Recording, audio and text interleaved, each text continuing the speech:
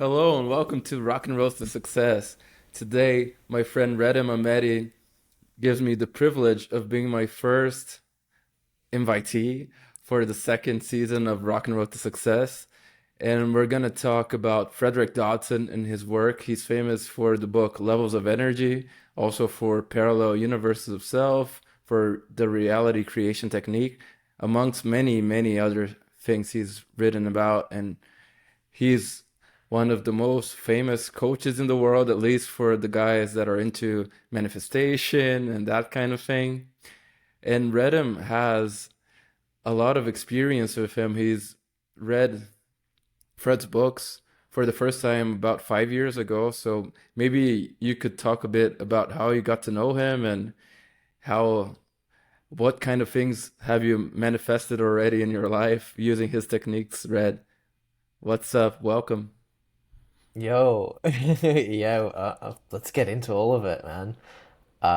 This should be fun. I really love Fred as an author.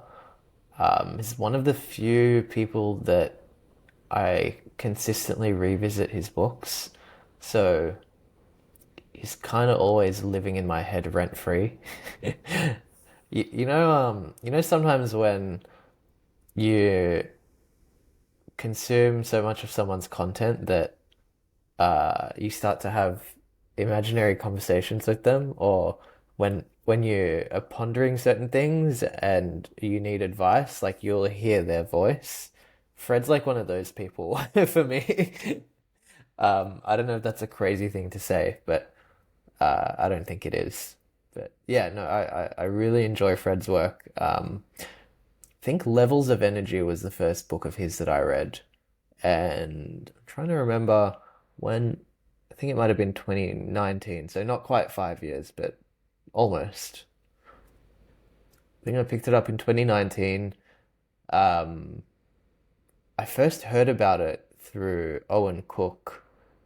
I don't know where he mentioned it, but I remember he had a lot of interest in Eckhart Tolle, and Eckhart Tolle was the uh, first author I read. I read The Power of Now, and that was sort of my introduction to everything mindfulness, spirituality, all of that good stuff. And I heard Owen bring up Fred Dodson a few times and Levels of Energy and Parallel Universes of Self, those two books. Um, and I was sort of familiar with the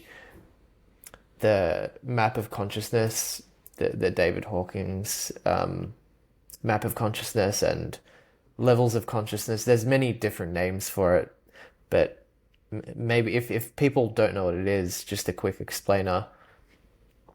If you look it up on Google, you'll find many illustrations of it. There's um, basically a spectrum of human emotions slash states. At the bottom, I believe, is shame or apathy, guilt. All of these are kind of at the bottom. All of these fun, what we usually view as negative emotions, are at the bottom, and then right at the top of the scale is like love, joy, enlightenment. And the book Levels of Energy basically presents a way to navigate these different levels, and he expands on them, and he links it to real world stuff. Like I remember an anecdote about a few movies. I think he talked about Pulp Fiction. I don't know why that sticks out to me as like an example of popular culture kind of being stuck on violence and I don't know that level. Um, I don't know why that came up to me right now, but but yeah, I really enjoyed his books. We can get into some of the stuff that I've done with them, but I'd love to also hear from you, man. Like, what's your recent journey devouring? Because I know you've been like on a mission to read everything Fred Dodson that you can get your hands on. What's that been like? Yeah, I have. Like you did, I also heard of him for the first time with Owen Cook, Julian Blanc, those guys.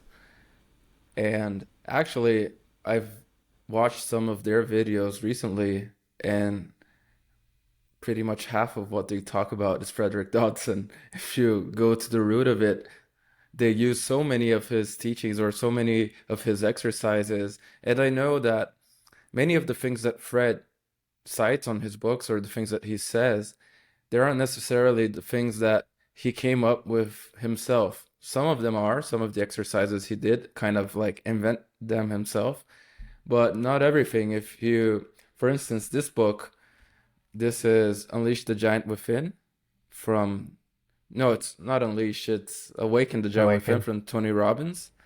Yeah, and this has so many parallels with the concept of levels of energy, but especially when it talks about beliefs and how your core beliefs are like on this book, there's the metaphor of a tabletop that's like you have the pillars being like the legs of the table being your core belief. So anything that you believe, it has to be how do you say, like the pillars support them.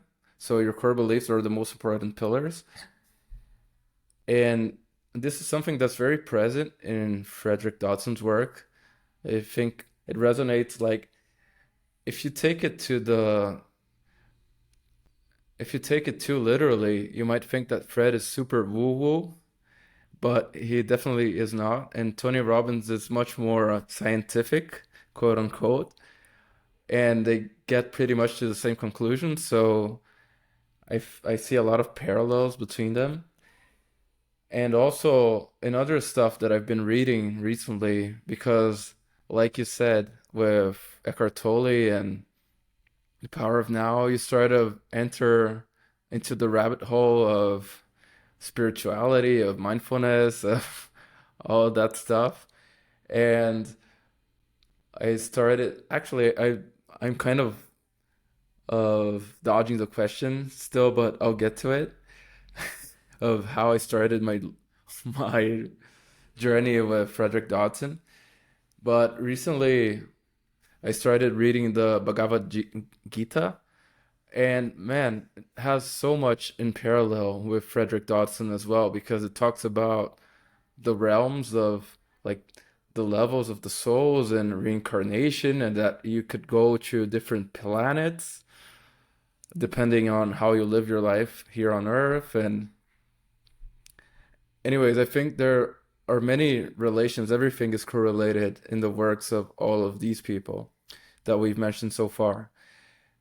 And at the end of last year, my cousin, he's a bit younger than I, so I sort of influenced him a lot, and I showed him RSD guys his videos a long while ago when he was like 15. He started watching that kind of stuff, which was good. I'm I wish I curious. had a bigger brother. Yeah, I'm go curious. How ahead. old is he now? Because He's there have been like a few 24. eras of RSD. Okay, Yeah, yeah, he's 24, about to turn 25. got it. But he did get the good eras. He already watched it then, Got like 10 it. years ago. Yeah. But anyway, so he has a lot of the same backgrounds that we have, like the things that those guys talk about, the books they talk about, and so he has read some of them, and he read Frederick Dodson for the first time a while ago, and he said, "Man, you have to read this. You have to read Levels of Energy and then Parallel Universe of Self." And he lent me his Kindle. I don't have a Kindle myself. I'm using his.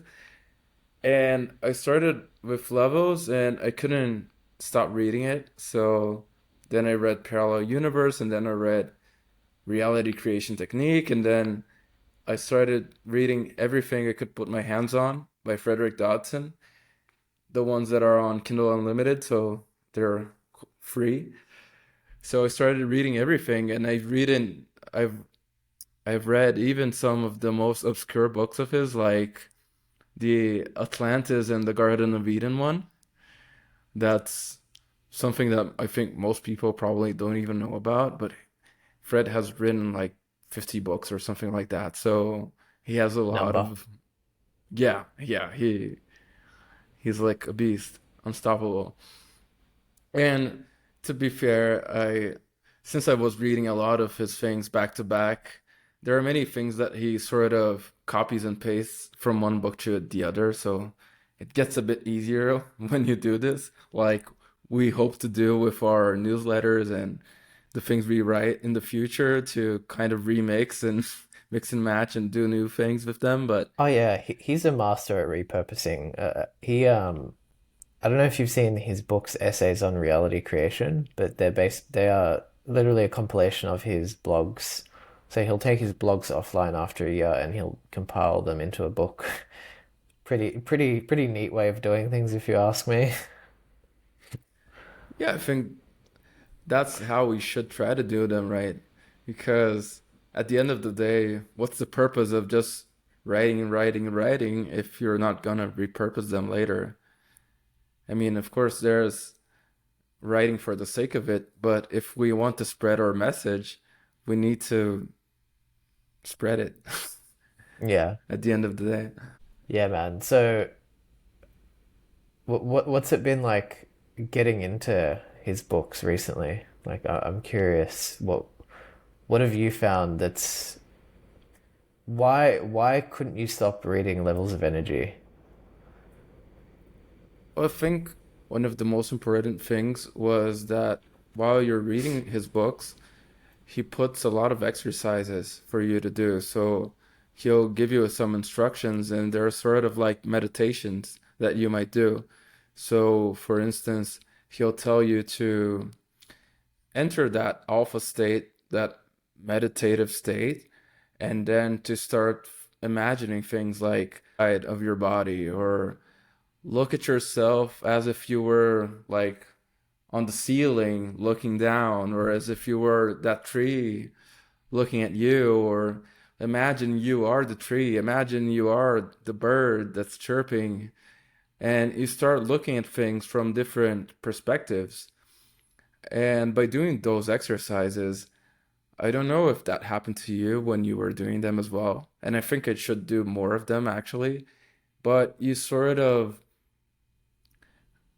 I don't know, man. I feel so much calmer, so much, and not in a bad way. I'm a bit detached from the mundane things, from reality, but not in a bad way. It's like I don't feel that emotional attachment to things anymore, or at least not that I was that attached already, but I feel much more calm, much more like unshakable. It's something that you can really understand if you experience, if you try to do those exercises, because otherwise it sounds a bit woo-woo, it might sound a bit off, but if you actually do them, I don't know, you probably had that same sort of perspective. Yeah, man. I like that you brought up the feeling of like being unshakable because I don't know. These things are generally, I think, viewed as pretty like ethereal and like spirituality. I don't have the words to really describe what spirituality means for me, let alone in general. But I think a lot of this stuff can sometimes be, how do I say, like woo woo, right? But a lot of what Frederick does talk about is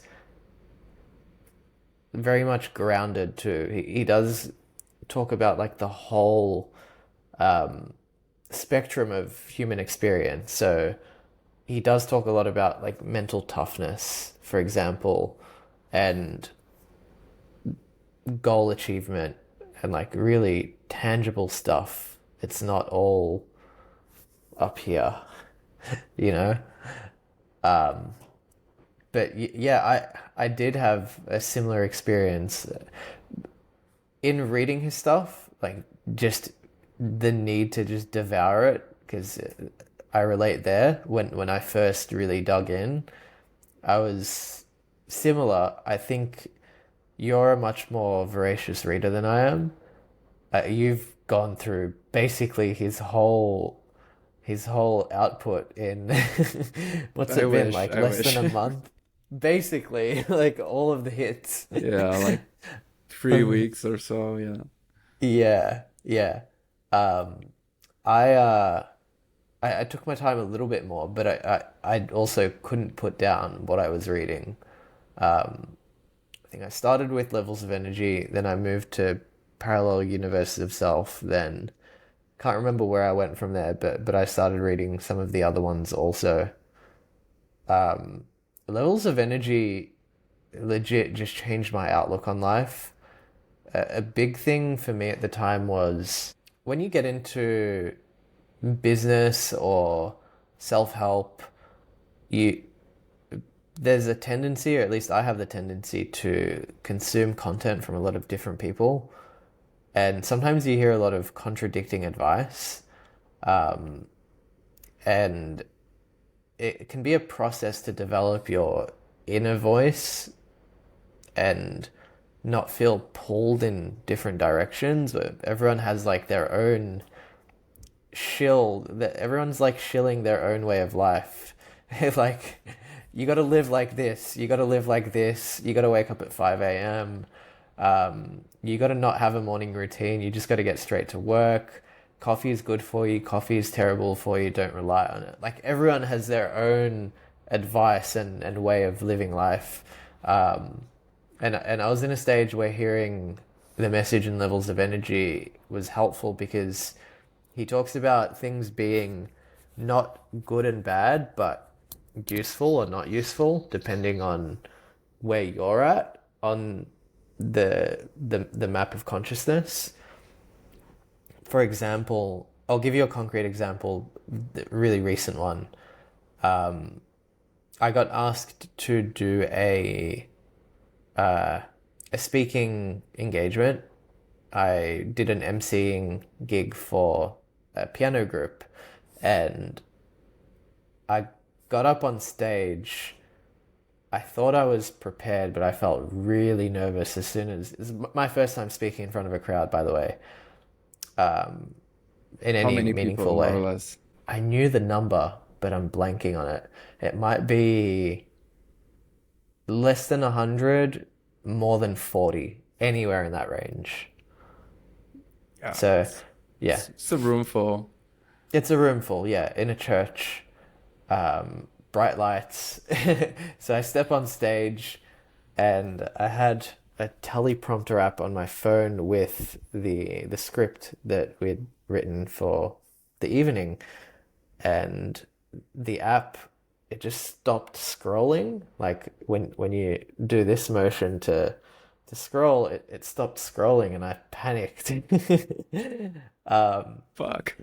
Yeah, basically, because I could still see what I needed to read, so I started reading it, but in the back of my mind, I knew what happens when I get to the bottom of it, and if it's still not scrolling, so I was panicking. And I got through it eventually. It did start scrolling, but my legs started shaking, like my knees were shaking, and I think my voice was quivering, like it was not smooth, but I got to the end of the first bit and I introduced the first performer. And then while the first performer was playing, I actually did think about the levels of energy, and I thought, what am I feeling right now? It's fear, it's fight or flight. And I knew, okay, what's above fear? What's more expansive than fear? And that's anger, which is not an emotion people typically think of as good. But I knew that if I tap into some anger, I'm going to feel better in that moment. So I got angry at myself. I'm like, dude, like I started doing some negative self-talk in that moment, and I felt better as a result.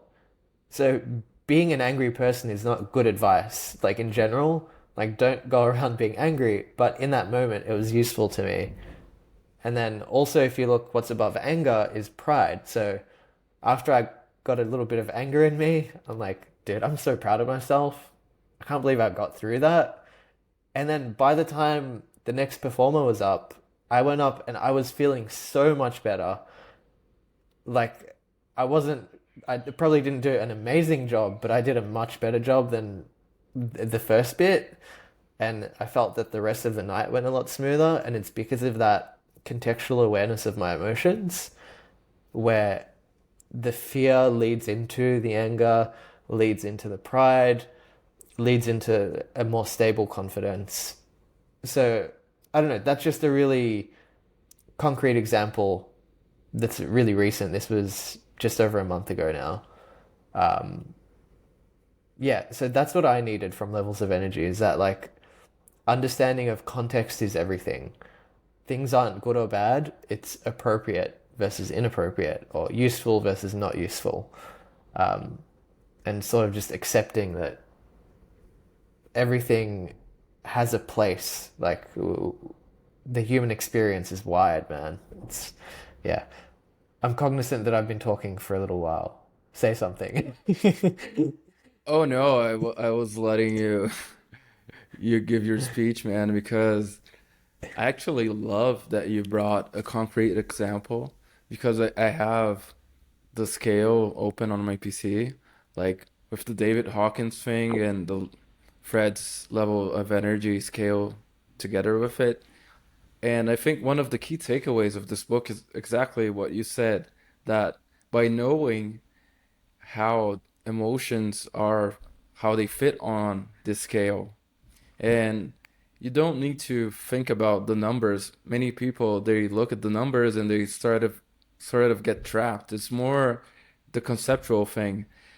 And by knowing that anger is at a higher level than fear, and that's something very, this is the thing that I love about Fred's stuff, is that he's very holistic because he's studied all of the major religions, all of the major philosophies.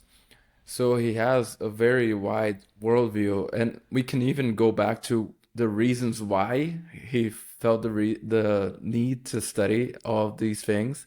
We can go back later to this because it's kind of creepy. But if you think of, if you think like, uh, how do you say it? In a very intuitive manner, if you think, for instance, a country with a population that fears its government, they are living in fear like a dictatorship. They're not going to uprise because the fear is so great that they'll keep they'll keep the people as sheep forever if they can. But if you can rise those people to the level of anger, if they get so pissed about this that they're angry about it, they may try to revolt. So that's why it's so hard for people to get to the level of courage or the level of neutrality, because you have to go through those levels that we don't think are good because we have this conditioning to think, well, being angry is a bad thing. But it might be better than being fearful or being grief, being in grief or feeling apathetic or even worse, of feeling shameful. So just by having this framework, this scale, and thinking about it, and knowing that you can go from this victim mentality or from the abuser consciousness that would be like a pride a prideful person or an angry person, and you can start going towards the higher levels, the self-empowerment levels, like willingness, acceptance. And as you go up and up on this consciousness thing, you can get to inner light, to inner wisdom, inner love, to oneness, to presence. And not, I don't want to go on a very woo-woo tangent right now. It says that most people never get to those higher levels anyway. But if at least you can get to a willingness or to a neutrality, that's much better than being on a fearful state. And like you did, you were fearful because you went on fight or flight mode, but you got angry and then you got sort of prideful, and finally you got to that neutral level. And I think that's very common. I also still get this when I'm gonna play at a bar or something, or when I have to talk to a lot of people like you did. In the beginning, you do get that, like that knot on the stomach, or your heart starts beating more, but after a while, like the adrenaline kind of subdues and you get much more tranquility. You get into action mode and fuck it, and you don't even see it. When you know it, it's done. So, yeah, man, don't worry. You went on a tangent and you talked for a while, but I also did, so you don't need to worry about that. It's almost like we're having a conversation. Yeah, it is, I guess, because the thing is, with these things, sometimes we have a bit of lag, so it's not like if we were in the same room, maybe we would interrupt each other a bit more because we have those Yeah, cues. there are actually moments where I wanted to interrupt, but I didn't. Number one, because firstly I don't want to be rude, but number two, because of that lag component, where I'm like, I know how difficult it is to recover from an interruption sometimes when that is a component. Um, but I will say one thing, like, uh, I don't think it's necessary to necessarily go through each of the stages. Like, you can skip levels, but Sure, I sure. think I think I think Fred says that while you can skip levels, like you can't skip too many at once, or it's very rare to. Um, I don't know the context, but actually it reminds me of the post you made yesterday or the day before. That was really good, by the way. For people that don't know, it was a post about plateaus. You should put that in your highlights. So if anyone goes to your X profile that listens to this, they can find it. But you talked about like the optimal rate of growth in general, and I don't know. I guess that kind of reminds me of what we're talking about now. Of like you can skip stages, but also you miss out on certain development if you do, or potentially.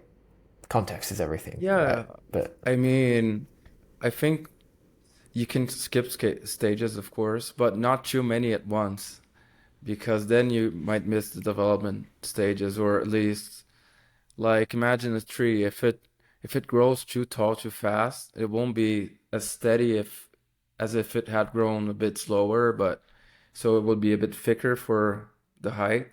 So, or if you're trying to do something like bodybuilding, if you try to grow too fast, you might get injured. So sometimes plateaus can be beneficial because you have this buffer time before you go to the next big jump, like the next leap.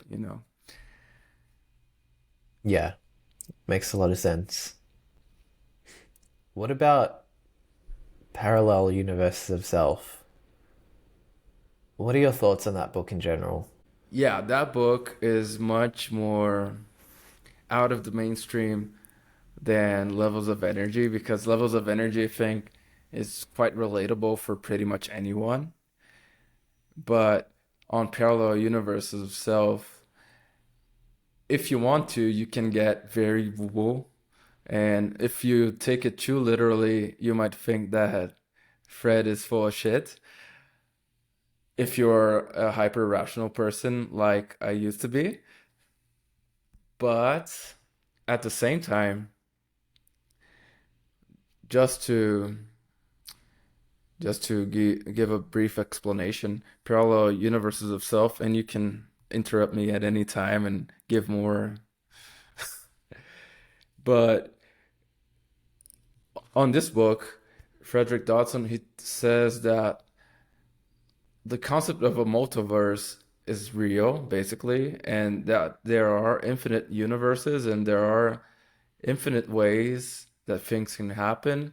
And in a parallel universe, you might have been born in Africa or in Australia, like Redim did on this universe we're in, or you might have been born a girl instead of a boy, or you might have been anything. or you might have been born in another planet, in another universe, like literally something totally out of the realm of possibility of what we think is possible. Because in his concept, there's this thing called infinity that in most religions they call God in one shape or another. God, Allah, Buddha, Krishna, however you may call the God in your religion, your faith. And that would be infinity, the higher power. And this would be the creator of everything, of all of the parallel universes. So not only life on Earth like we think of it.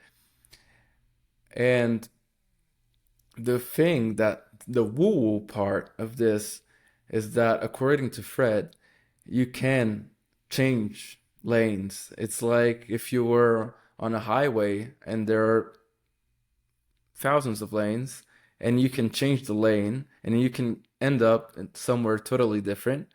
But at the same time, there are some merging points, some exits on the highway that you will get to anyway. So independent of the path you take, you will get there. You might get there sooner or later. You might get there a bit different, but you will get to the same place. For instance, death is something that everyone will get to sometime. And you will get there sooner or later. You may try to fight it. To, you may do like an ostrich and hide your head on the sand, but you will get there anyway.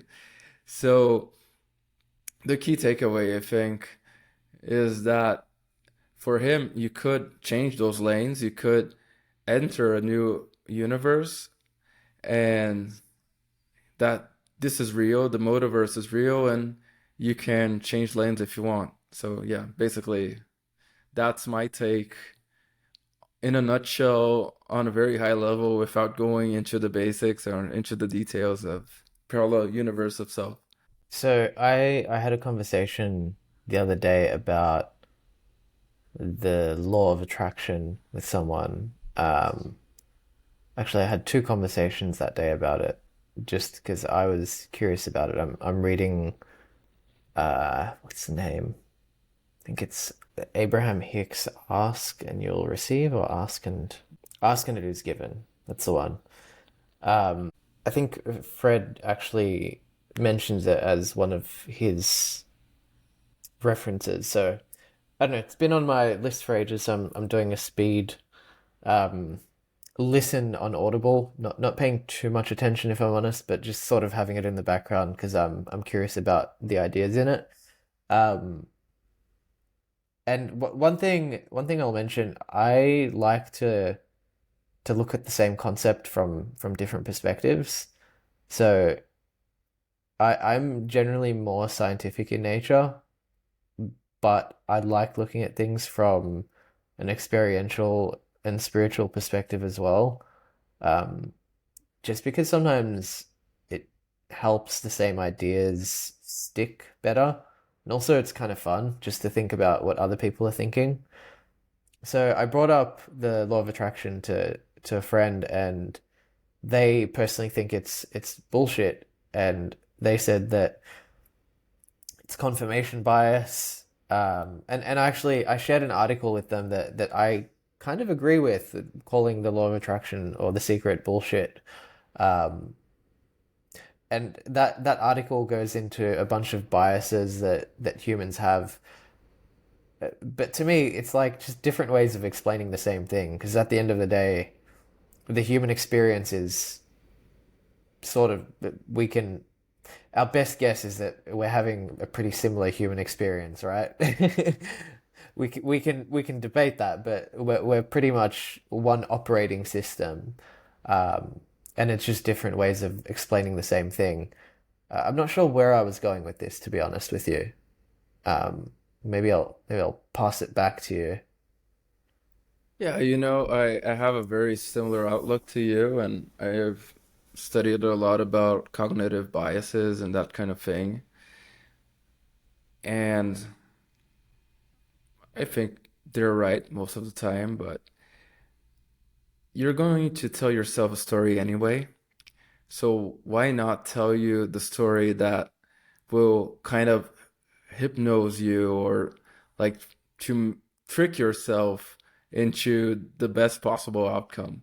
So if you're going to tell yourself a story, why not tell you the story in a way that will sort of put you in a path that it's kind of you will get to success. There's no way you won't get success if you like if you think of things from a victim mentality and everyone's against you, and you will get the confirmation bias that everyone's against you because every little thing that someone says, you will filter it.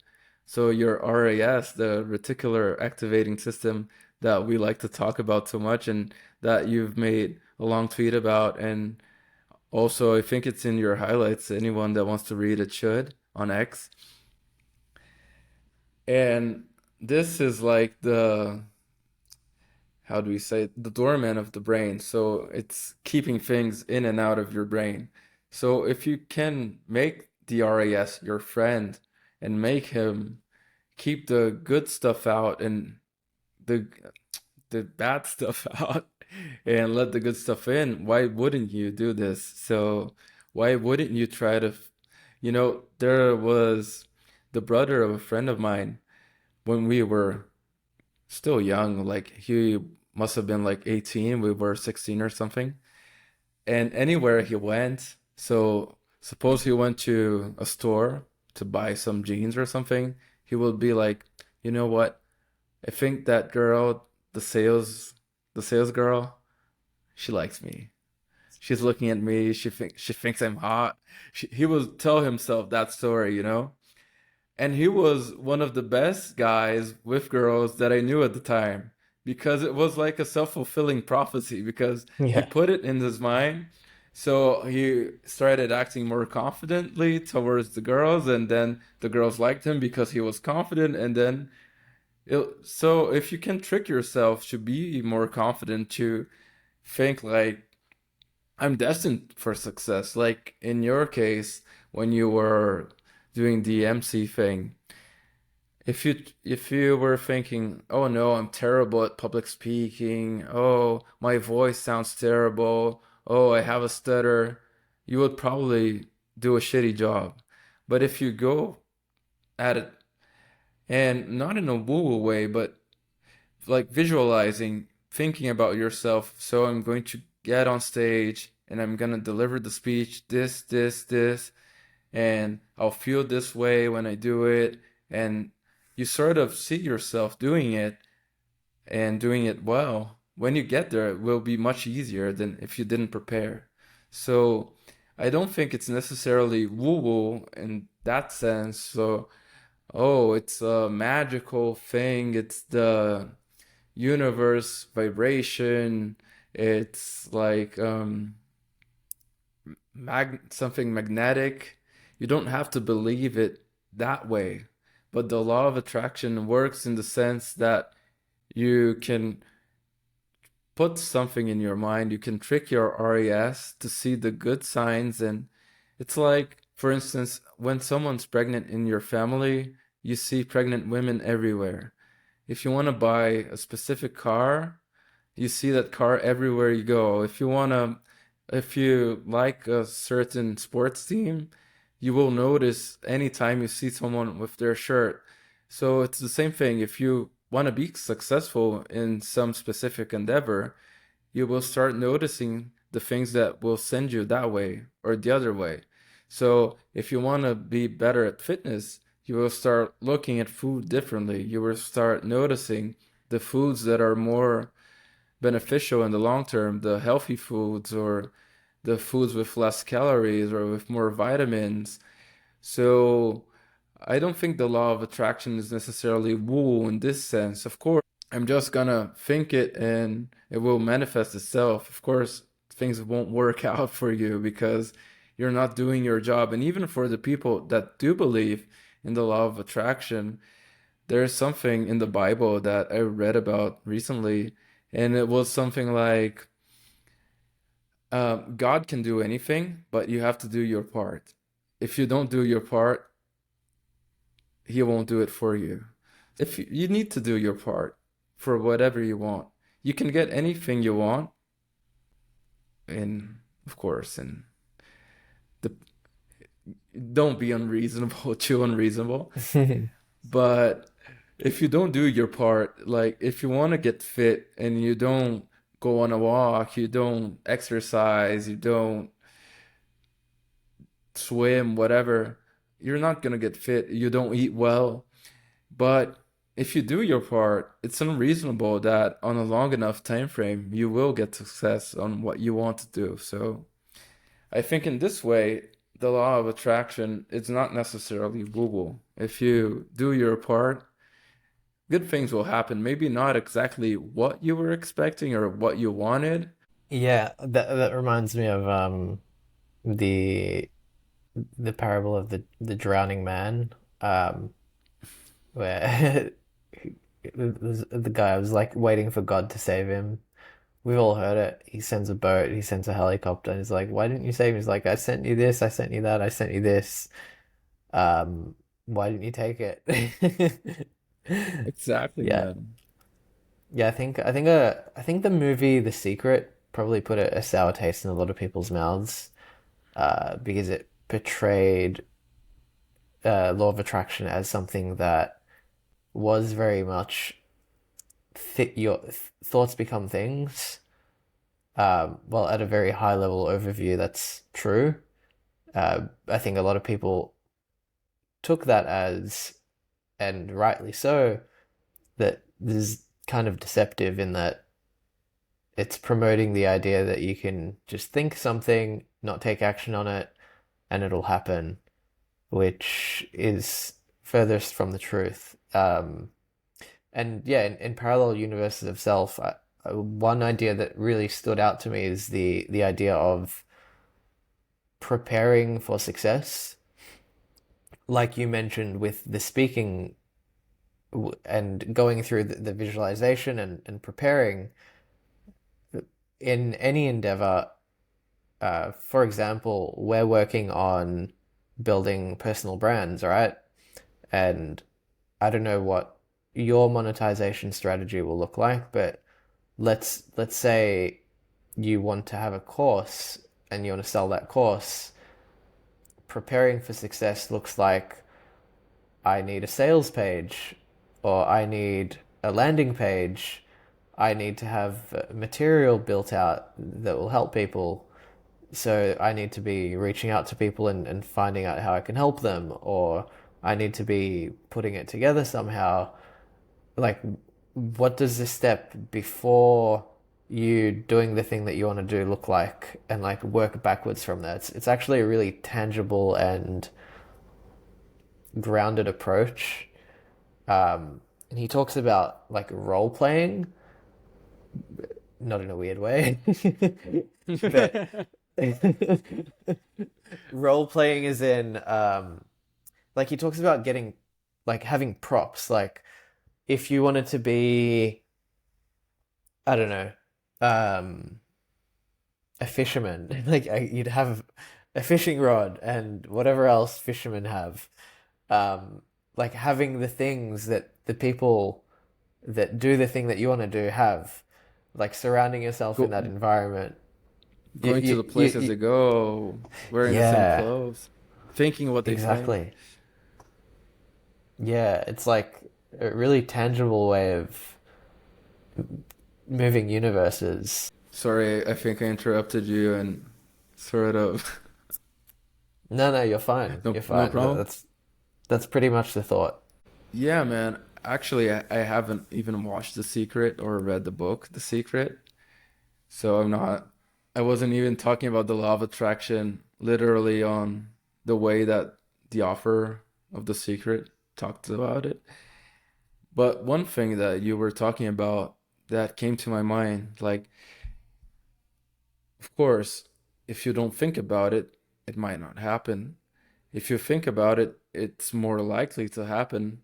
But it's something that many of the guys that we've mentioned before talk about as well, of Frederick Dodson, of Dan Cole, of Eckhart Tolle. The thing is, it's attention. So if you pay attention to something, it's more likely to happen because there's a saying here in Brazil that the eye of the owner is what makes the cattle get fatter. So if you want something to happen, you have to keep close attention to it. So if you want your kids to do better in school, you might as well pay more attention to their environment or talk to them more about that.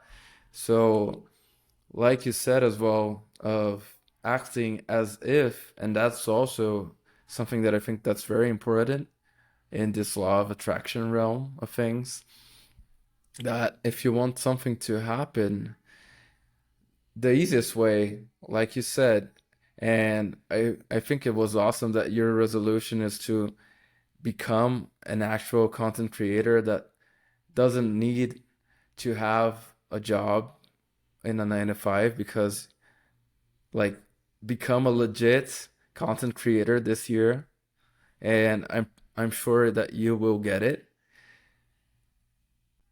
And how do you do it? By acting as if, like, if I already was there, how would I act? How would I structure my day? How would I structure my week, my month? What are the things that I would be doing? What are the people I'd be talking to? What would I talk to them about? What would be my habits? So by thinking of where you want to go and starting to act as if you were already there, it will develop the habits, you will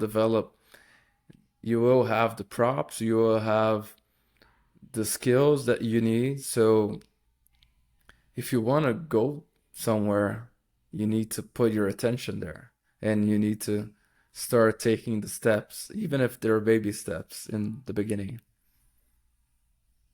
Yeah, man. The it's like the RES is always working, so your attention is always working. You always have a purpose, even if you don't intentionally set it.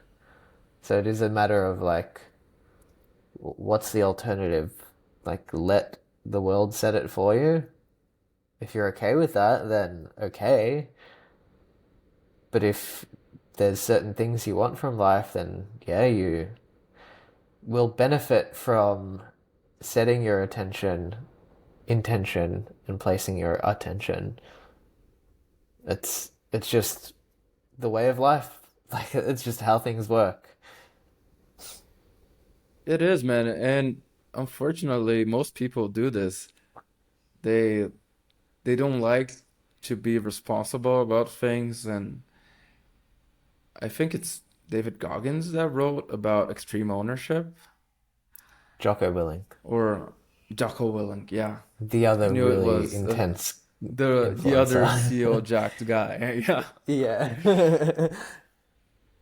But yeah, I think people are sometimes kind of afraid of taking responsibility for things, so they sort of um yeah, they let the world decide for them. So they build their boss's dream instead of trying to build their own dream. Or sometimes they don't even have a dream anymore because they've made this so much of a habit that they don't even think for themselves anymore. And I think this is one of the things that we're hoping to tackle with our work.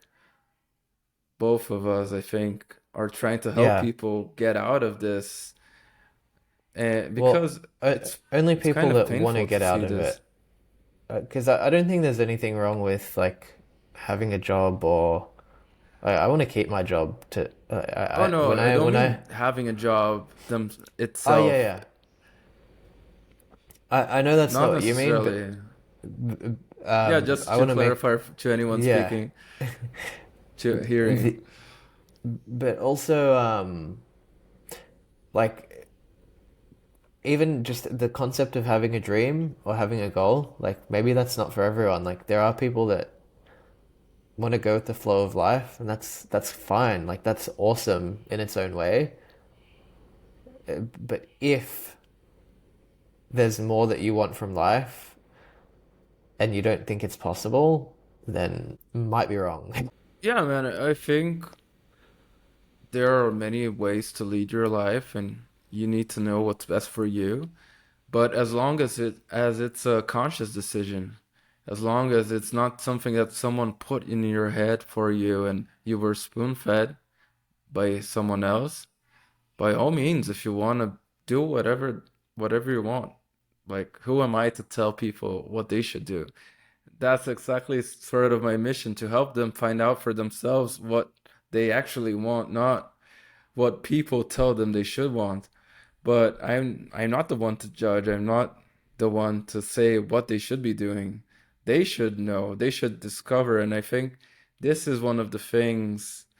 And if it may be the most basic of things, if you whatever you want to do, man, whatever job you want to have, whatever, if you don't want to work and you're fine with that, okay, whatever. But as long as it's a conscious decision, as long as it's something that you take responsibility for, by all means, do whatever you want.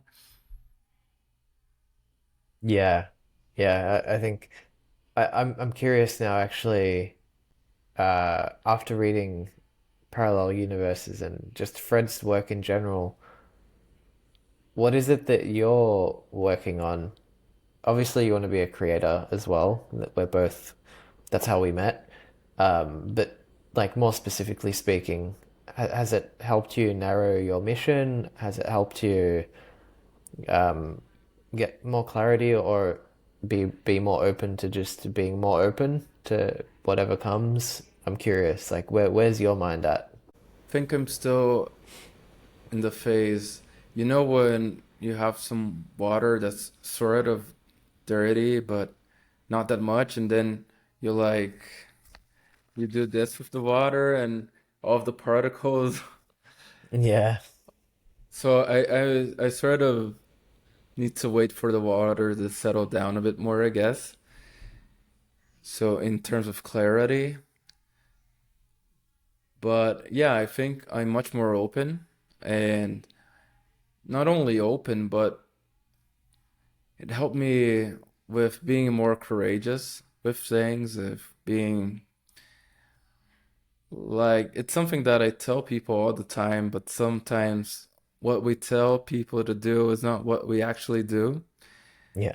And it's to be less afraid of stuff. Like, I always tell people, yeah, so why, so you want this, why don't you do this? Oh, because of this, this, and that. And most of the time, it's sort of a bullshit reason that we give ourselves. And I'm like, yeah, but why not? Or why is this? This is not, it's not logical what you're saying. This is not what's really, you're just making up an excuse to not do what you say you want to do. And myself, so I'm trying to pick up on those things with myself, things that were sort of little bullshit excuses that I might have been giving myself. And I think sometimes it's harder to look at yourself through a neutral perspective. And that's why it's so important to do those kinds of exercises and try to through look at things from a different angle. I think right now my I wouldn't say my purpose, but my goal was more on focusing on the things that I can control, so the things that I can do.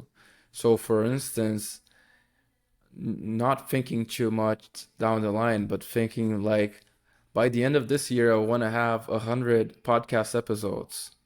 By the end of this year, I want to have 300 posts on Medium, like that kind of thing. Because if I do my part, I think it's unreasonable that I won't find more clarity along the way, that I won't meet more people along the way, that I won't find clients along the way. And it's unreasonable to think that things won't happen that might be even better than what I could imagine right now. So I'm focusing more on doing, and let the universe bring me the good stuff, hopefully down the line. Yeah, man, I think that's a really good way to think about it. That's something that I often forget, um, which is that you might find something better than you could have imagined. Literally better than you ever could have imagined, by letting go of the expectation. So the book that I think you said you were reading it now, the Bhagavad Gita. Um, One of my favorite things from that, I haven't read it, but actually I've heard Owen Cook say it so many times in his videos.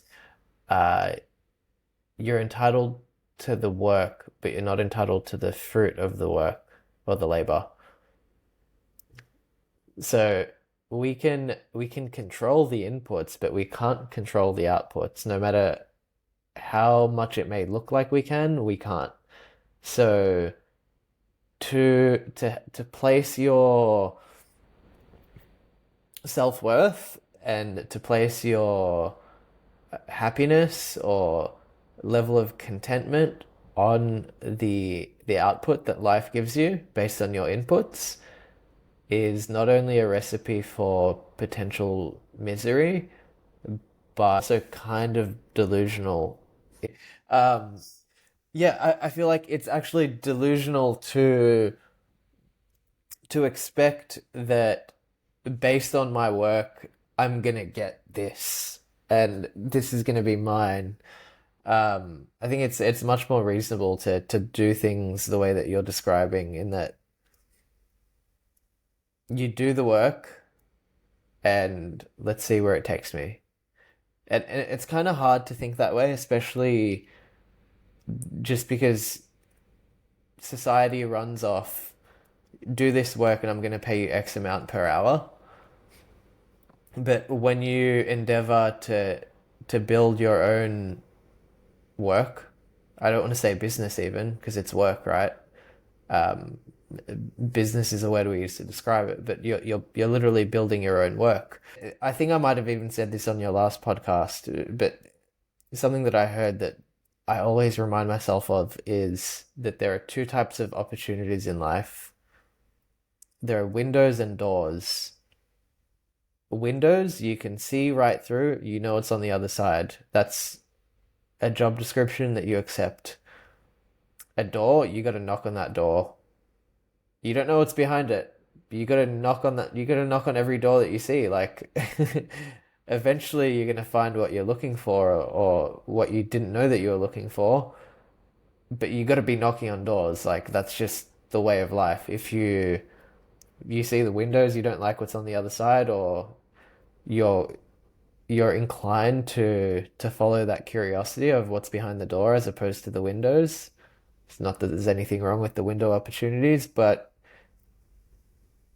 you got to be knocking on doors. That's the way I see it. So it sounds like that's what you're doing. You're knocking on doors. Yeah, because actually, I love the windows and doors metaphor, by the way. I've been doing the other way around most of my life, and I've gotten some results out of it, but I've also got a lot of heartache out of it, a lot of headaches as well. So that's why I decided to try to do it the other way around and see where it leads me. So I'm not frustrated by not getting X or Y result by timeline Z because I've already burnt out a couple of times and I don't want to do it again because it's not a good place to be. And yeah, man, I'm trying to knock on as many doors as possible and put my real estate all over the internet and see what comes, see what the universe brings me. Like it brought me you, it brought me a lot of cool people on X, and I hope to solidify these relationships even more and meet more new people and hopefully this year start meeting these people in person as Yeah. well. And one thing should lead to another, man. I mean, in the long run, if we put in the work, it's unreasonable that we won't get results. So, yeah, man, just spread the timeline a bit more, be more patient, and good things will happen. Like my t-shirt says here, good things are fucking coming. Fuck yeah. And I truly believe this. I truly believe that if we do put our hearts into things, if we do the things that bring us joy, that we will get to a good place. Not necessarily the place we thought of at first. For instance, one of the greatest things that ever happened to me that was living in Germany and stuff, I never even thought of living in Germany until I got my first internship. And 5 months later, I was going to Germany to live there. So things might happen pretty fast, and you never know. So sometimes it's better to let things be. Like, we can't control everything anyway, so why bother? Yeah, that's awesome, dude. The Germany example. What did you love about Germany so much? Or living there? I guess, of course, there are the basic stuff like beer, yeah. But I think the best part about doing that was first that when you go to a place that's very different and very far away from home, you kind of see things a different way. You're always an outsider where you're living. No matter how much you integrate, you will always be different. You will always see things a different way. But also, when you go back home, you're also different. You also see things a different way than everyone else. So it's like if you split the timeline between a before and after. And I think this is the best part of it. And it's something that I hope to do soon again. This year, I hope to spend more time abroad and live abroad, hopefully visit you. And in the next few years, I also hope to live in other places as well because it gives you a different perspective, a perspective that's unique. And like we were talking about, the NPCs, they will always see the world as this tiny little box. That's their tiny reality, that's their whole life, that it's always been this way. It's always that's how we do things here. That's our culture, and they don't know how big the world is. They don't know of all of the parallel realities that you could be living. And that's something that I'm not even sure if I always thought this or if it's something that came after. But imagine if I was born in India, how would I be? If I was born in the US, how would I be? I would be a totally different person. Even if I was the same person, like genetically and physically, but the culture and the things I ate my whole life and everything would be so different. So you would be a totally different person. And I think this is fascinating. And I've always had this wanderlust to try to see the world and meet people and meet the culture and read about stuff and go to museums. And I think the world is fascinating and we need to experience the best of it and the most of it, really. Not only the best, also the worst of it sometimes is good. Like we talked about before, the levels of energy, levels of consciousness thing, you sort of need to experience a bit of everything to know. Like, if you never experience sadness, how will you know that joy is good? If you never experience fear, will you say that courage is good? So you you need you need the dark to know what light is. And I think this is fascinating. And that's why what I really liked when I was living there is that it was so easy to travel around. So you could get a plane ticket for like 20 euros, sometimes both ways, to go to another country and back. And it was so cheap.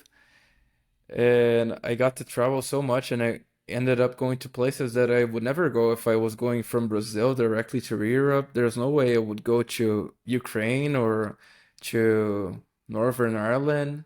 But since I was there already, why not? Because it was a short trip or a shortish trip. But I'd never go if I was going directly. So, and that's why I want to live in places for a while. Like for instance, I feel a big pull towards Asia. So I like to live somewhere in Asia so I can visit around. So maybe I could live in Singapore, for instance, or in Korea or in Japan, and just fly around and go to other places as well while I'm there and see the world from a different lens.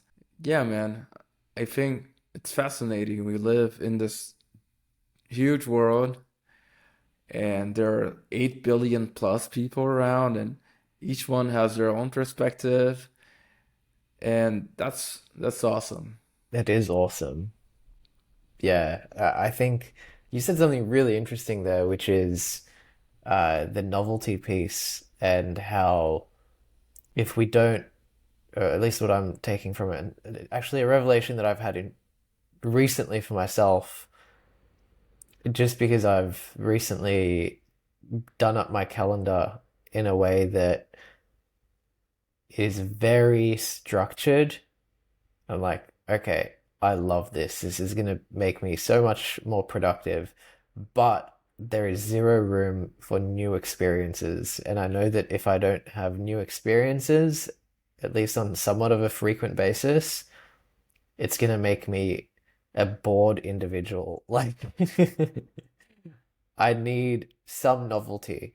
So, uh, like that living abroad piece resonates with me as well. That's something that I'd like to do one day. I don't know where.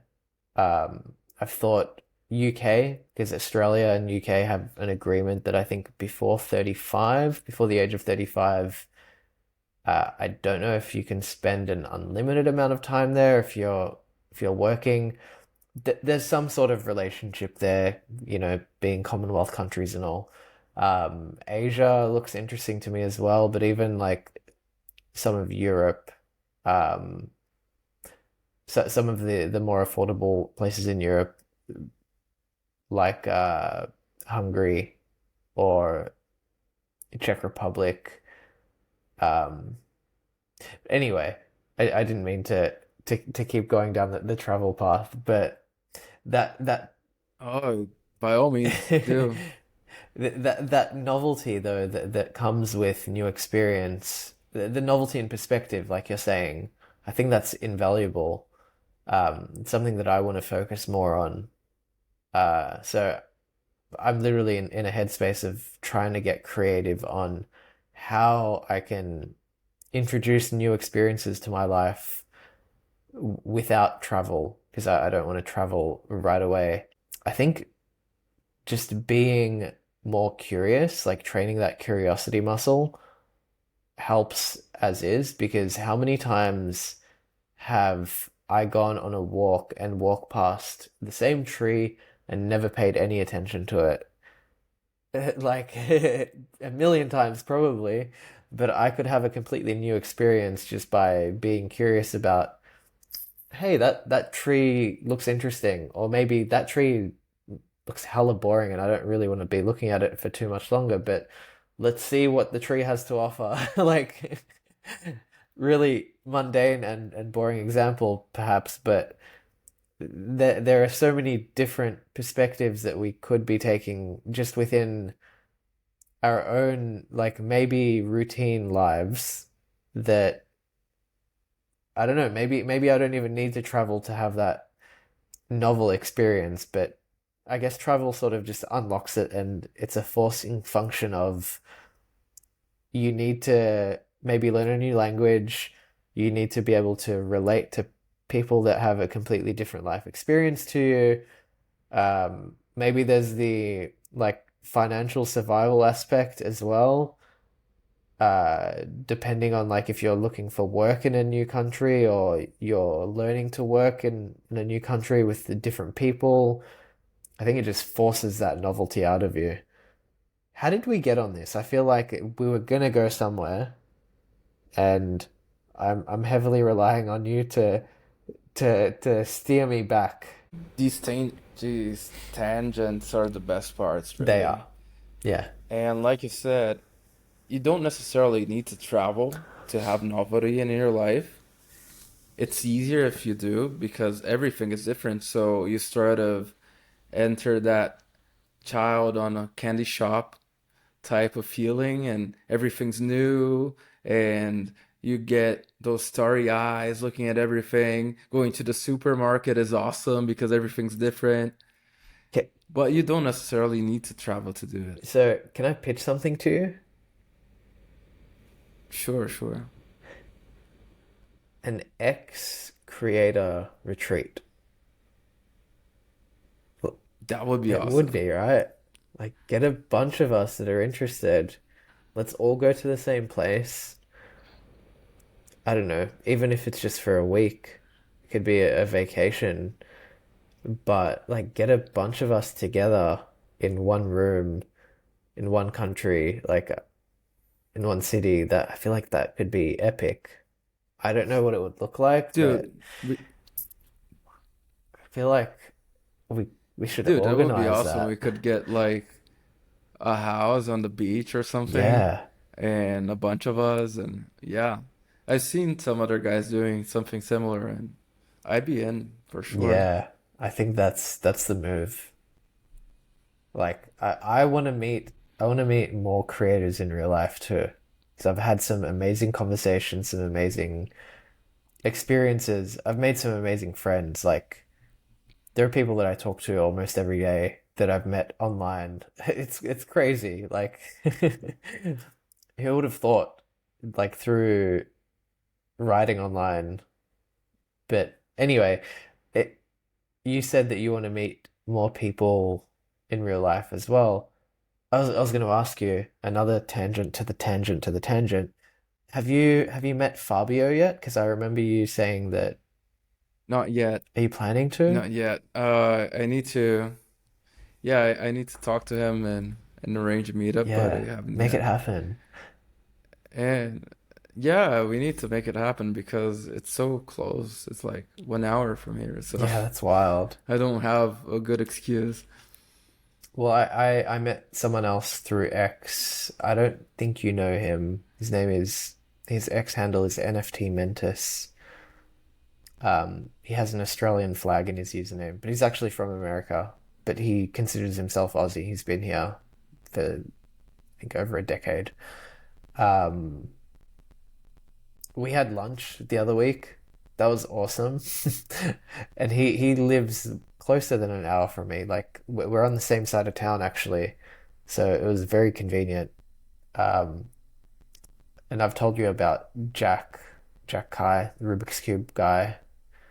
Um, Chess guy. yeah, yeah. Now he's actually addicted to chess a little bit with a handicap. But before, I didn't care about the handicap. I beat the Rubik's Cube world record holder in chess. Like that's ignore everything after that.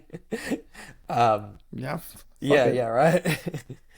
No, we always play with the handicap because he's so much better than me that if we play normal pieces, it's just boring for him. So we need to make it a bit more interesting for him. But I did recently win for the first time. I think I think he had no queen to start off with. Yeah, just remove his queen from the board, and then I can win. Um, anyway, I don't know where I was going with that, but yeah, ex creators retreat. I feel like that would be so fun. Um, Not only would it be fun, but I feel like some awesome content could come from it. So Yeah, yeah, definitely. And just by having people with the same objectives and just by osmosis, we could get so much done. in a week or two that I think good things could happen for sure. Yeah. Where would you want to do it?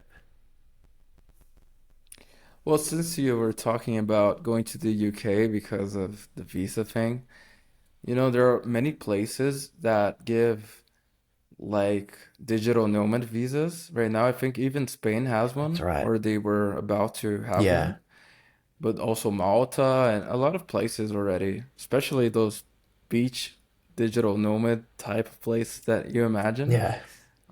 Oh, many of them already have that kind of thing, so it's not that hard for everyone to get a visa easily and spend a few months somewhere. But back to the part on traveling and noticing things. Man, you live in one of the cities, if not the city with the best quality of life, according to most That's true, rankings. yeah. So you don't even need to go anywhere, I guess. There must be so much to do around Melbourne that really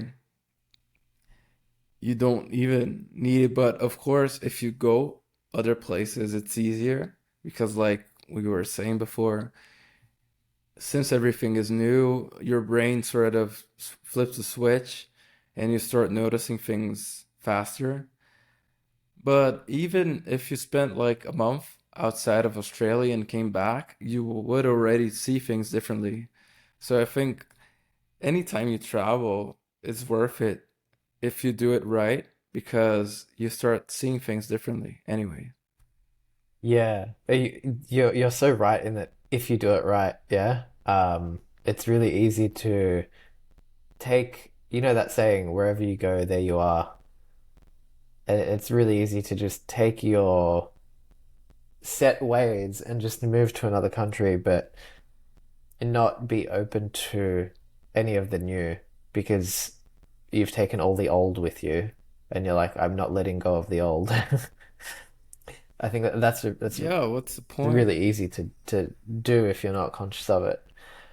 Um, but yeah, I think like I do live in one of the world's most livable cities. I don't think we hold that ranking anymore, but we did for many, many years. I think the COVID lockdowns, people were disgruntled and it went down in the rankings, I believe. But that aside, it's still an awesome city. I love living here. I could probably see myself living here for the rest of my life, aside from the fact that my family are here and I want to be in close proximity to my family. It's just an awesome place. But I think like even without traveling, 'cause I met someone yesterday and they said that they want to go to Phillip Island, which is like a close by tourist destination. Um, they have penguins and a bunch of other stuff. Um, I have never been. And they're like, "Are you a local? Why haven't you ever been?" I go, "I don't know. I just don't travel much locally." And I don't know. I guess I'm that guy of I have all this awesome stuff nearby that I haven't checked out.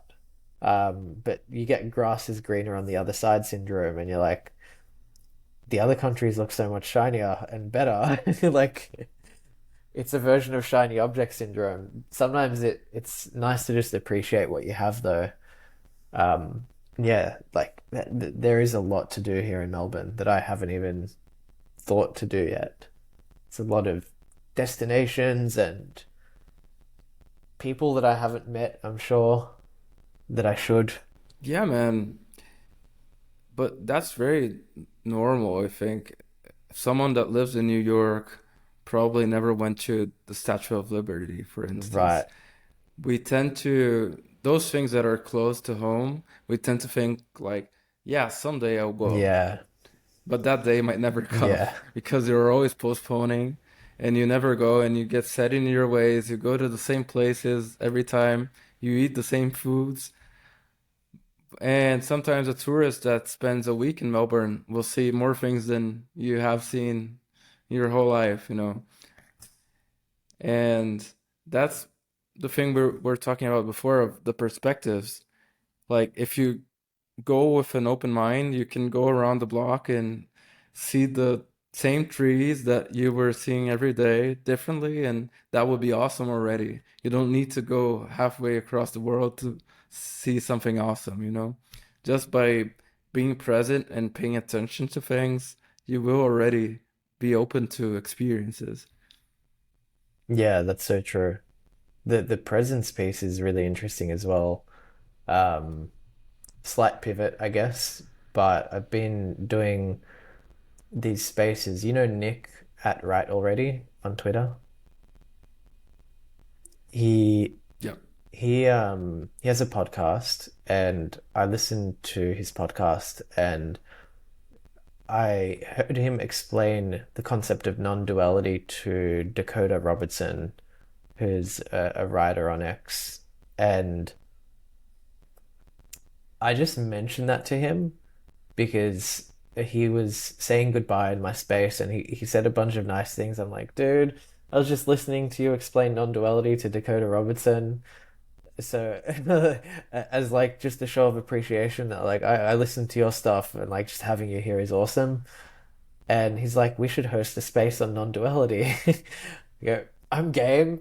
So we've done a couple now, and that's been really fun. Just I don't know what your experience with spirituality is like, but that presence piece, I'm sort of rediscovering it because of these last two spaces.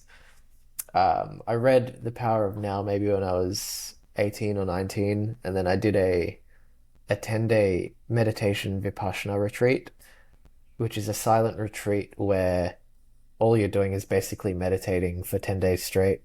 There's a really stringent schedule. You wake up at 4:30 a.m., you meditate for like 2 hours, you have a break, you meditate for like another hour or 2 more hours, then you eat breakfast, and it's not even breakfast, it's tea with fruit. Then you meditate more. There's a break. You meditate more, dinner, and then there's like a I don't know what they call it, but it's kind of like you listen to a recorded lecture from the teacher who created the teaching. Not really, very not dogmatic, but very rooted in Buddhism, I'd say. Um, these interesting talks, and then you meditate some more. That's the whole day. But there's an interesting thing about presence where you can sort of forget.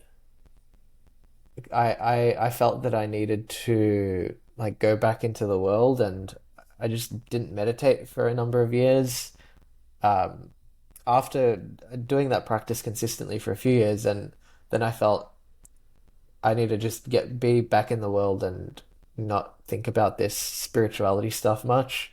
So I did that, and now I'm re-curious about it, and I don't know, it's really interesting coming at it from that perspective. Um, because you said you mentioned presence, and now I'm I guess I don't know why I'm sharing all of this, but uh, I don't know. I'm curious, maybe if you can relate to the feeling of looking at it from a different lens, from different moments in time. When I was like fresh-minded, all of these ideas were new to me, and now like I'm already familiar with them, but doing the meditation and adopting like the idea of non-duality again, it's sort of different now, but it's not, but it is. I don't really know how to put it into words, but yeah, It's not dual. it's not dual. No, it's not. Yeah, man. Yeah, I can resonate a lot with this. I think there's a lot of escapism in the world today. People try to escape from everything all the time. You can't go to a fucking elevator without people pulling out their phone Yeah, for 1 minute that the elevator is going up. And it's bizarre. If you go to any major city, everyone's looking at their phone and they can't stand 10 minutes without looking at their phones. And yeah, when I talk about presence, It's about being present in the moment and about acknowledging the person that's on the other side of the table. If you go on a date and the chick starts checking her phone every 2 seconds, there's not gonna be a second date, man. At least not with me, there wasn't. I mean, that I don't think that ever happened with me, but I see a lot of girls doing that with other guys at least. And I wouldn't take it if a chick did that to me. I'd say, okay, there's no second date because man, you need to be with the people that are there.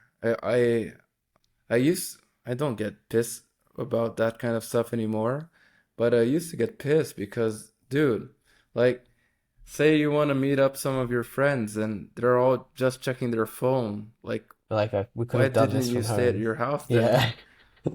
Yeah, like, fuck this shit. And I think it's very important for you to be where you are, especially like you go to visit your grandma and you don't know how many times you're gonna see her again, and you're on your fucking phone. What's the point? Or for people that have kids and they're always on their phone, like your child is gonna grow up soon and you're gonna be like, whoa, where did the time go? I didn't see him growing up. Yeah, because you were on your fucking phone. You were looking at him. You weren't playing with your kid.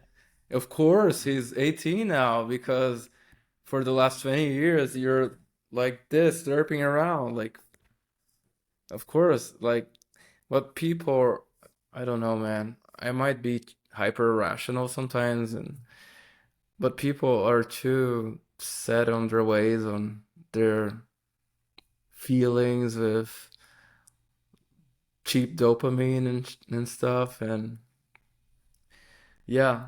Anyways, I think you were very young when you started with the Power of Now, and I was very interested when you were talking about this. Like, do you think there's a divide in your life before and after the retreat? Or how do you think that changed your life? Doing all of this meditation and spending so much time doing this? It is one of those. I think you actually said this in relation to Germany, but there's like a split in time. It is like a before the retreat and after the retreat type of situation. We think that there is a divide between when we're meditating and when we're not, but there isn't. Time goes on, and the same quality of attention that you bring to meditation is possible to bring into this moment. So by practicing it so much in such a short time frame, prove that to me to where I couldn't forget it if I wanted to. So life after that makes it so that even if I do want to escape the present moment, it's sort of always in the back of my head that you're not actually escaping, you're just believing the delusion that you are. It's not real. There's only the present moment. And what I was saying before in terms of like being able to sometimes you forget about it. Like I said that after a time I wanted to like go back into the real world. And now I'm curious about these ideas again from a different lens. But there is no separation of like I stopped meditating, but I didn't because I've been living in this one moment forever and always will be throughout eternity. There's only the one moment.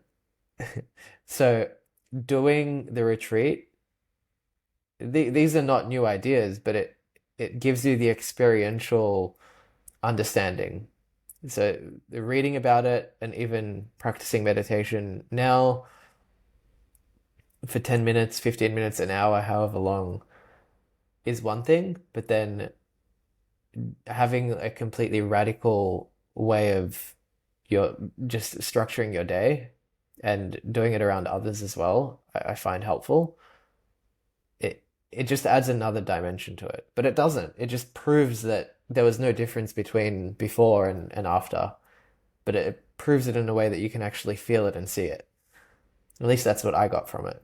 Yeah, I think that's the power of experience by doing things, not only reading about things or watching a video on things, but actually doing the thing. It sort of gets imprinted into your nervous system or your soul or whatever. And like you said, it's something like there's a divide in your life, like a before and after that's very clear because you did it so much in that time that it's something that you can never forget. Even if you try to, it's still there in the back of your mind somewhere. You are a different person. And now I sort of want to do a retreat like that to see what happens. Because, like we were saying also about doing a retreat Hey, for maybe that's creators, what we do. We all go to a Vipassana location that we agree on. that would be awesome. Because Though there wouldn't be much talking. I'm due for another one, to be honest. Like I feel the itch to do another one. So I'm being dead serious. But keep going. Sorry. No, don't worry. I'd be down. I'd be down for something like that. I think this year I'm much more open to that kind of thing. And yeah, when you have a lot of people in communion towards a goal, in that case it was towards meditation, but it could be towards creating something, it could be towards a boot camp or any sort. When you have everyone thinking about the same objective and living and breathing that, it's much more intense. So I think that's the power of these kinds of events. And that's why in-person events will probably never die, even if we have that super technological Apple glasses kind of Yeah. thing, because there are some aspects of it that you can't recreate digitally, no matter how you try. And I'm not sure how much of it is scientific, how much is woo-woo, how much is spiritual, how much is whatever. But there are things that we can't recreate. Like we were saying before as well, like if you meet someone in person, even if we met for dinner once, it would completely change our relationship because we would, even if we did it only once in our lifetimes, it would be something like those 2 or 3 hours together would be the magic glue that you never forget about people. You know, there are people that I don't see for years, and when I meet them, it's like we'd never been separated. So, yeah, man, I think that's the power of relationships and of meeting people and of communion. I think that's one of the big things about religions, why they're still popular, not only the spiritual thing itself, but the communion aspect of meeting people and having this community and people you sort of can count on. And that's one of the things that brought humanity to where it is up to now. We've always had that when we lived in tribes, when we lived in farms, and we still try to have it or we try to emulate this somehow. And it was one of the things that the pandemic made so many people kind of depressed because they sort of lost those aspects of communion because they couldn't see their loved ones that much. And yeah, I guess I went on a couple of tangents right now, but yeah, that's what you were talking about made me think. Yeah, man. No, I also love the tangents. I agree with you that they're kind of the best part. We started with Frederick Dodson and we talking about travel and meditation and relationships. But dude, that's so true. Like when when you have an in real life experience with someone, even people that you sort of forget about that you drift apart from, just having shared experience, especially if it's positive, I guess. sort of like a you said it perfectly, man. It's like a glue.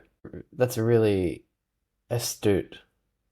I was talking with someone the other day about my own, I don't even want to call it beliefs because it's just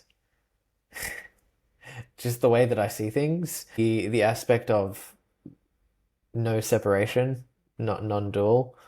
Um, we are all drops of water in an ocean where we each have our own individual identities. You don't know what I'm about to say next. I don't know what you're about to say next, but also we're inseparable in that we're created of the same fabric of life. And there is no separation, but having that shared experience when we break bread, it's a new thing. And I don't know. Um, I don't know what to make of that. That's why I said it's not really a belief, it's just the way that I see things. Um, I don't know, it makes me amazed that life has that element of I don't know what it is. It's just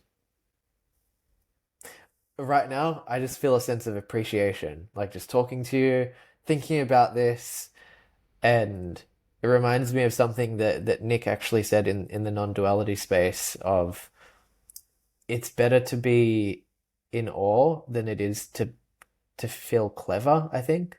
Sometimes we'll try to like understand things and intellectualize, but why not just be in awe of life, you know? Sometimes that's better. Most of the time that's better. Like why wouldn't you just want to be enjoying life as opposed to trying to understand it all? That's why I didn't want to say it's a belief of the non-dual and the non-separation. I'd rather just be in awe of it. Uh, and I think that element of relationship and shared experience adds another dimension to it. It's like we don't know. I don't remember choosing to be born or having this experience, but pretty fucking cool. And Yeah, so you're man. in the same boat, I think.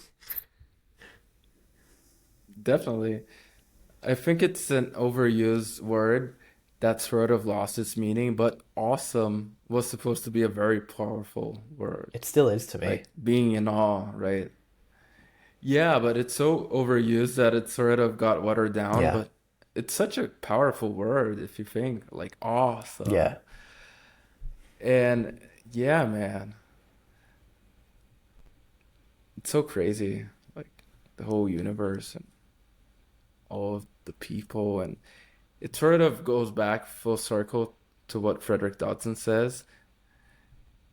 That also is the same thing that the Bhagavad Gita says as well, that there's this infinite consciousness that would be what people call God, and that each of us are like a drop in the ocean, and each of us are like a little split of that infinite consciousness, but that together we are a bigger part of it. We're not everything of it because it's infinite, so it's unimaginably huge and it's everything.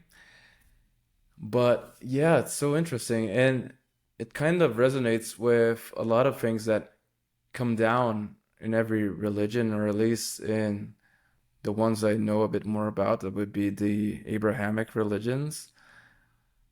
Like in Christianism, they talk about the division of the bread or of loving each other like you love yourself, because sort of like we are all related, we are all brothers and sisters, we are all made of the same thing, so we would be like we said before, like a drop in the same ocean. And trying to look at things from more of this awe-friendly perspective is being a transformative journey, or at least it's a lot of fun lately to try to be more open to this non-duality, or to this less rational kind of thinking, trying to rationalize everything, try to understand everything, and also, even if you try to rationalize, we do get those things that we call gut feelings, right? And what are those at the end of the day? There are, we have neurons in our whole body, not only in our brain. So, and our intestines, our gut has a shit ton of neurons. So, and it's even called the second brain by some. So many times we have a perception of something before we can rationalize it. So we know that something is good or bad, mostly bad, I guess, with the gut feeling, but we don't know why. And later on, we understand on a rational level why it wasn't good for you. But at the time, you just have this gut feeling that this seems fishy. But sometimes I think since we are people that try to rationalize too much, maybe letting go of things a bit and trying to let the universe do its thing and we'll figure it out might be good for us. I think so.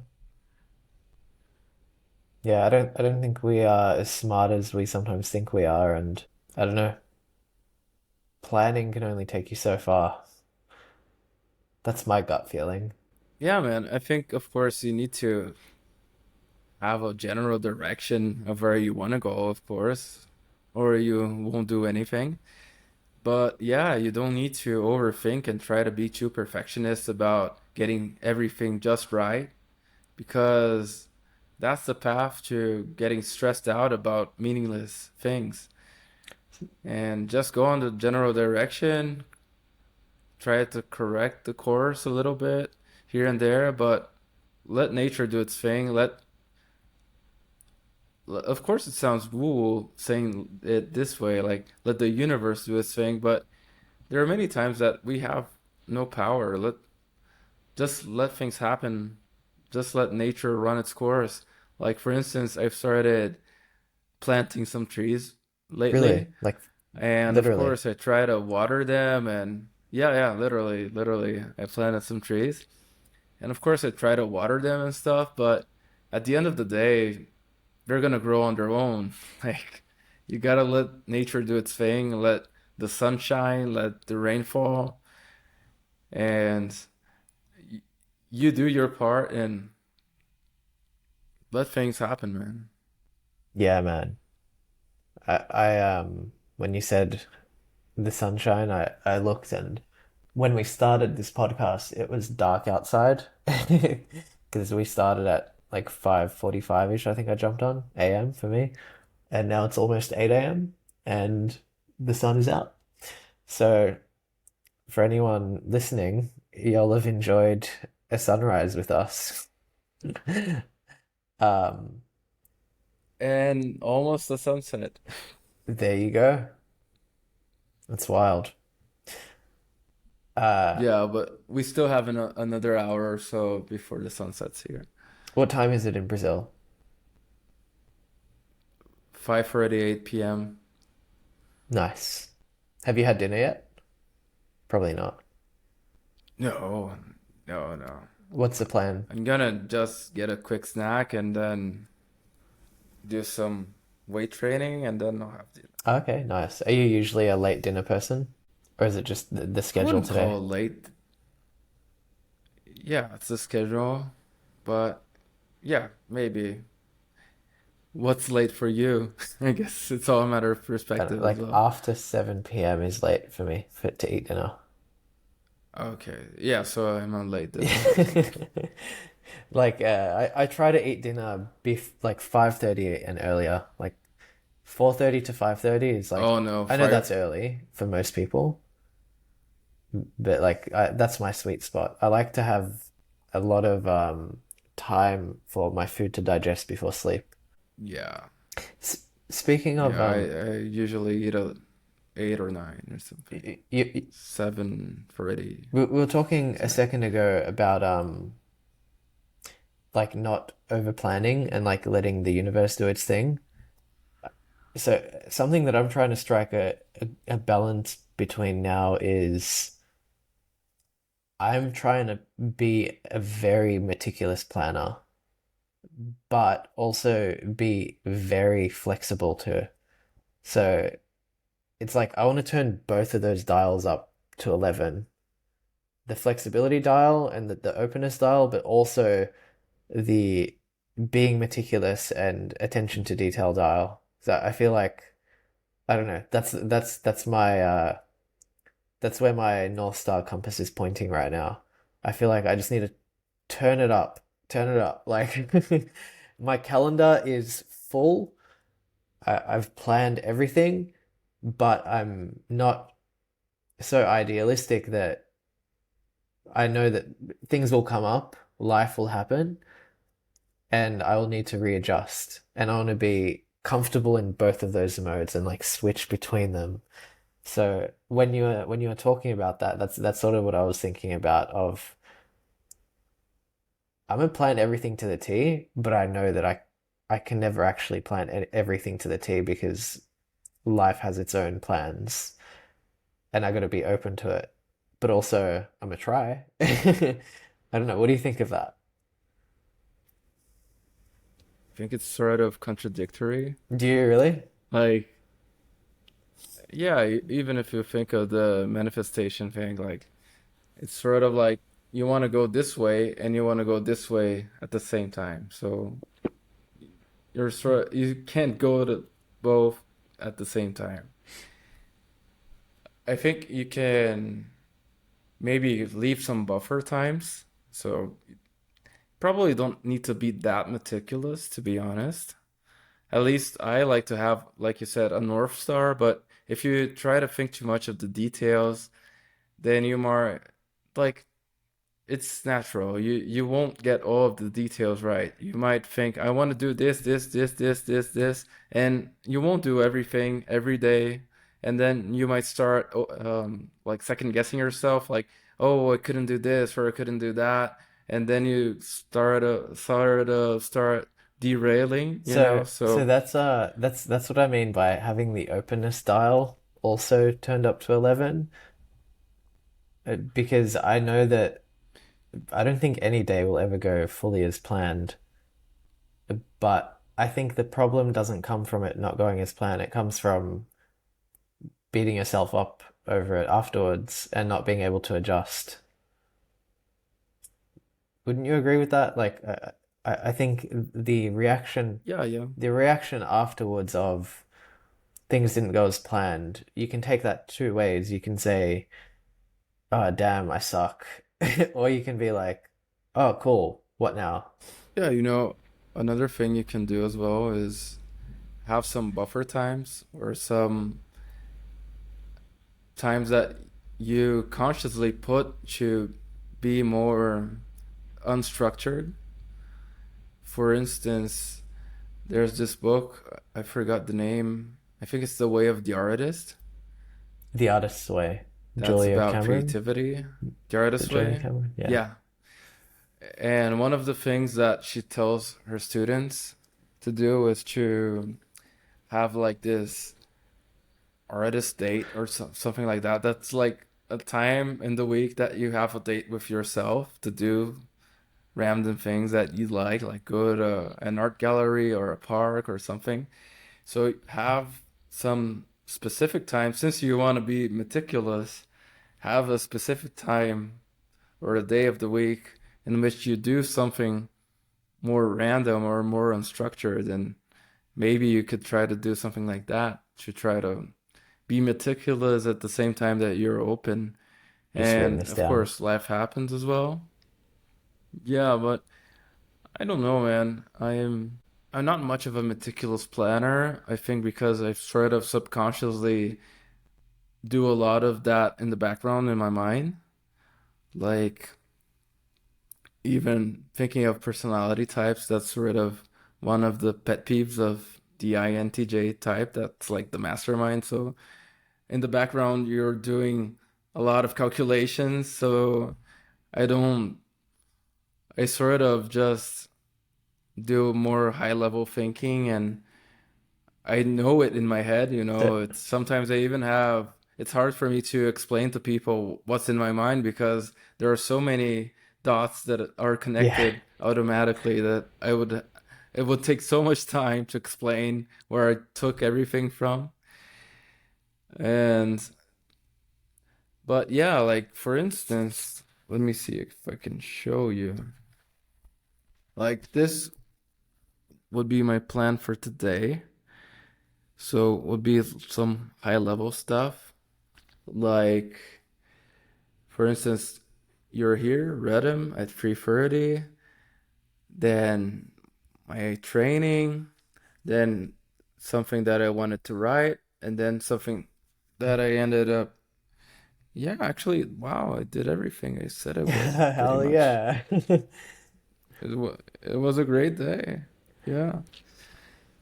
Yeah, so, but I didn't have a lot of things. And you can also think of it like if it was a video game, you have the main story, so you always have a main mission you should be striving towards, but you also have the side Yeah. quests. So try to think of one main mission per day, and then you have the other quests that some of them you have to do, and they might end up becoming the main mission because life happens. But have one, two, maximum three things that you absolutely need to do and let the rest kind of flow. Yeah. And yeah, I even watched a YouTube video today that's pretty awesome. I'm gonna send it to you Okay. later by Anthony Vicino, and was talking about some productivity tips that are not necessarily what you'd think. Like when you think productivity, you think like hustle, hustle, hustle, do, do, do. But sometimes being unoptimized is the most optimal path you can take. Yeah. No, I hear that. I actually noted down. So I said earlier in this podcast that I needed a way to have more novelty in my life. And I used to do many years ago, I used to do the artist dates with myself. Um, and I want to start doing that again because I think that's exactly what I've been looking for. So thanks for that recommendation. And I agree with like the times with less structure. I mean, it's not even a matter of me agreeing. Like it's just the way that the brain works. The best creativity comes from occupying both the default mode network and the task positive network. So, task positive network is the ultra planning mode. It is the focused, I'm doing this now, problem solving, and default mode network is the more reflective and contemplative and sort of relaxed and not doing anything. Mind wandering. You need to oscillate between both of those modes in order to like creatively flourish and be like the most productive version of you. So yeah, no, I agree. There needs to be time for both. Um, I appreciate that. I'm actually gonna think real hard about how I want to do that. Yeah, you're welcome, my friend. I mean, it's no wonder that many of our best ideas come in the shower Yeah, or when we're taking a walk or something. And it's no wonder that the biggest tech companies they have like a foosball table or video games or things to make people sort of take that's breaks right. because that's when they'll have the main insights that will make them the billion-dollar ideas, the billion-dollar apps. Because it's not when you're trying to think something, is when you think hard about it, you think about the problem, think about every solution, and then you sort of let your mind wander. You sort of let it rest, like let it simmer for a while, and things will come. You might dream of it, you might take a shower and think of it, but it will come. So it's sort of letting go, like we talked about probably 20 times a day already. Yeah. Just let it go for a while. You do your part and then let it go and let nature do its thing. Yeah, it is very much like that. So, what do you recommend I read about from Frederick Dodson? Because I feel like you've probably read more of his stuff than me at this point in just 3 weeks. Well, you've probably read the reality creation technique already. Yeah, that's the really short one, right? I think there's like four techniques in there from memory. I think escape. Oh, I mean, there are many. Well, there is this one that I'm reading right now that's called Illumination of I think that's the Consciousness. one with the four That might be the techniques. one you're talking Yeah, about. yeah. Yeah, that's pretty cool. But yeah, also reality creation. Let me see. What else? Yeah, man, I'll think about other books by Fred. Lives of the Soul is interesting as well. Hidden Realities as well. Lives of the Soul is about like what your soul does when you're sleeping or after you die. So it goes into some deeper stuff that people may or may not believe. That's that's beyond the point.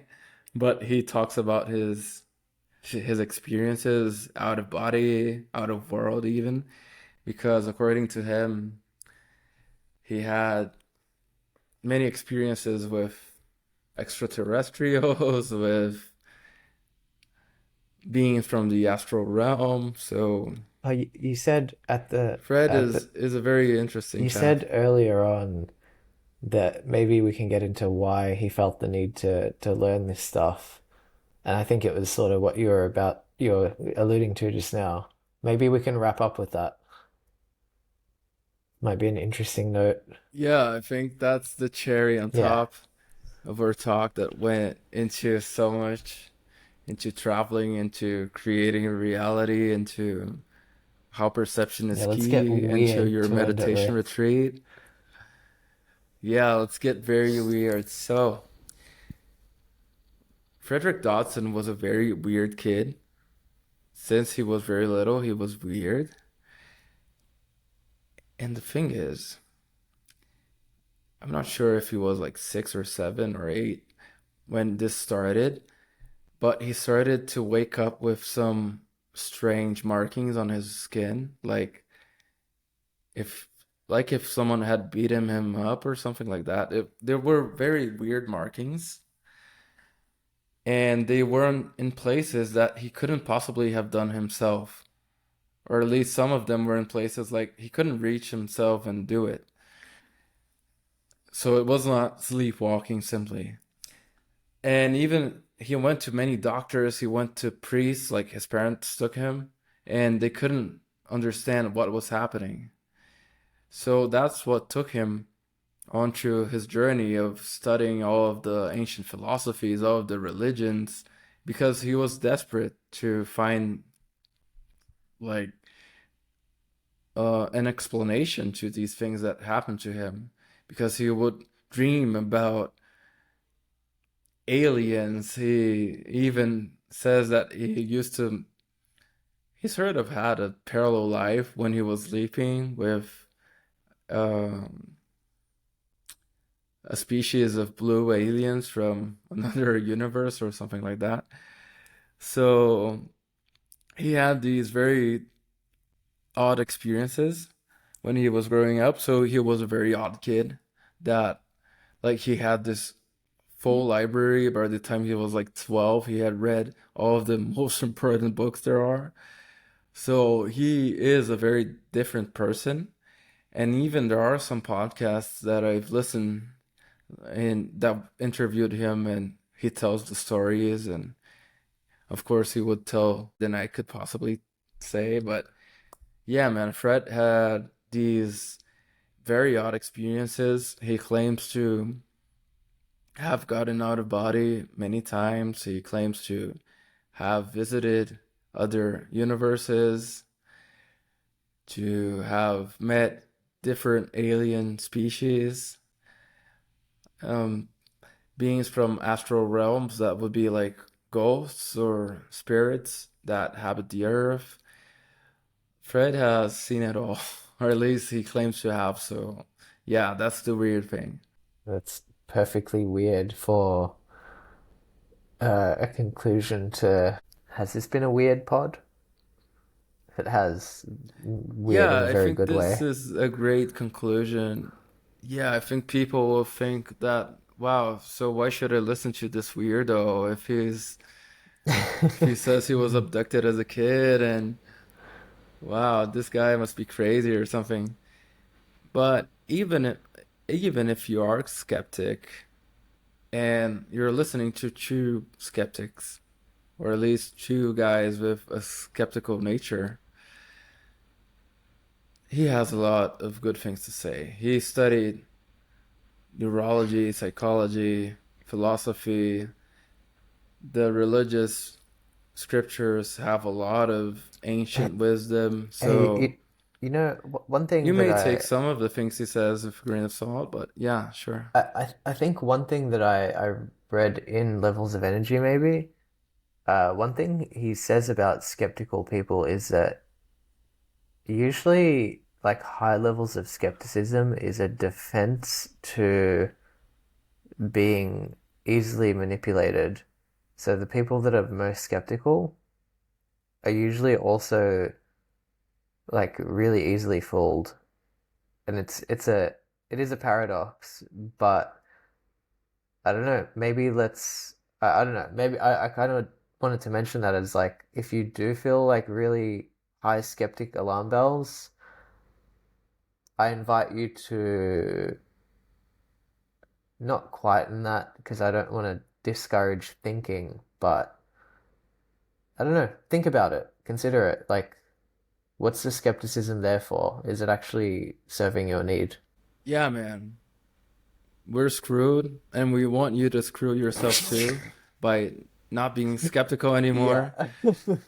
and going into the rabbit hole Come with and us. becoming full woo woo with us. Come.